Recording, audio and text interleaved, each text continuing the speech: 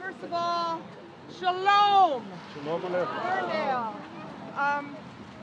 This is very emotional for us because this has been a thought, and then sometimes thought leads to action. It's a very Jewish thing. You mentioned the Maccabees. They couldn't just sit around and think about.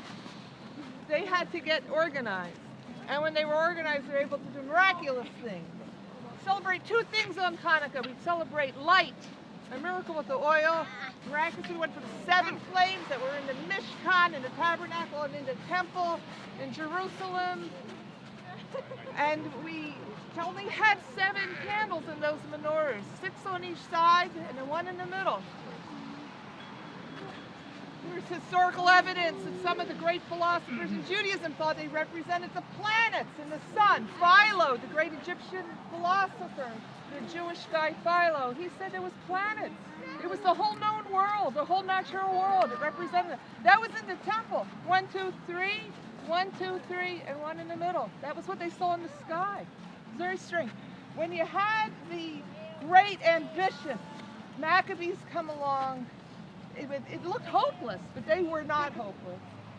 That's where real faith comes in, when everything really looks crummy and you do not see a light at the end of the tunnel. That's when faith kicks in. And because they had the audacity to have that kind of faith, they were able to organize themselves and make something miraculous. So we have it now, the children can see. And you learn it when you're in school, the Hebrew school, or with your parents, or with your grandparents, or if you're lucky enough to go to a Jewish day school. You see, it's 1, 2, 3, 4. 1, 2, 3, 4 on each side, and 1 in the middle. So we have more light. So from their audacity to do something that did not, on the map, on the charts, on data, make sense, that the few could conquer the many, that from darkness there was no oil left to make light. So each one of us will have times in our lives where it feels like that. So what we learned from the Maccabees was to be like them. And there were men and women involved. There was Judah Maccabee, the famous guy, and there was Yehudis, his sister, who was the one who chopped off the head of the bad Holofernes, the Assyrian Greek general, which is a whole yucky, gross story that a lot of teenagers, like 11-year-olds, will love it.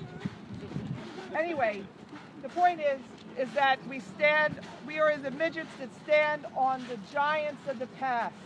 We're the little ones that stand on the massive character of people from our past. We can remember in our lives our bubbies, our zadies, certain grandparents, great aunts and uncles, who we couldn't believe what they did in their lives to survive. And we have to look at those people and get inspired for ourselves. We don't have to struggle to survive, but we do have to struggle to have a Jewish identity. Because face it, we are overwhelmed. We are overwhelmed in a dark place, in an exile that's lasted a long time, thousands of years. And the boys sung so beautifully a song where we remember and have the hope that this will be a memory.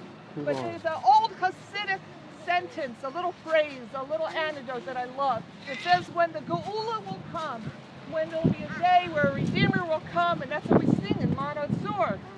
Yeah. We think that one day we will really be saved and we won't be in a situation of being ruled by others. In Israel, there will be peace in the land.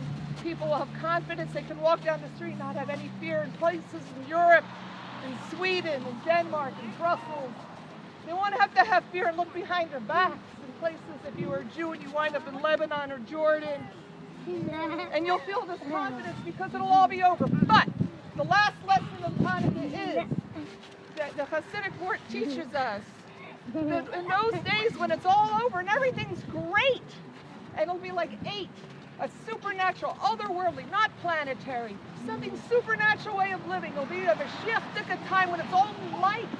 Everything will be fine. No more illness. All that good stuff. We'll look back to these days when there was lots of darkness, when it was confusing and there was struggle.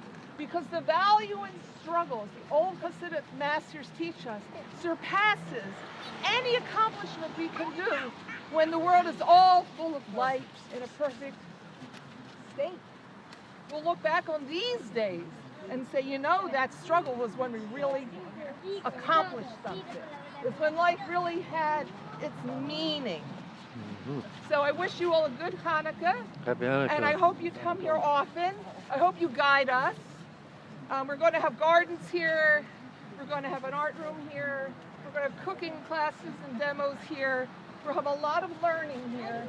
And then hopefully, with the grace of God, we'll have a lot of success here. And what is success? It's when Jews are joyous.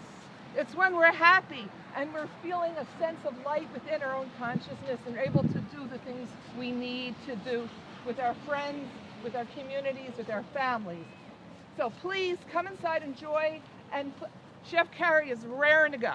We're Shimon and Reb Shimon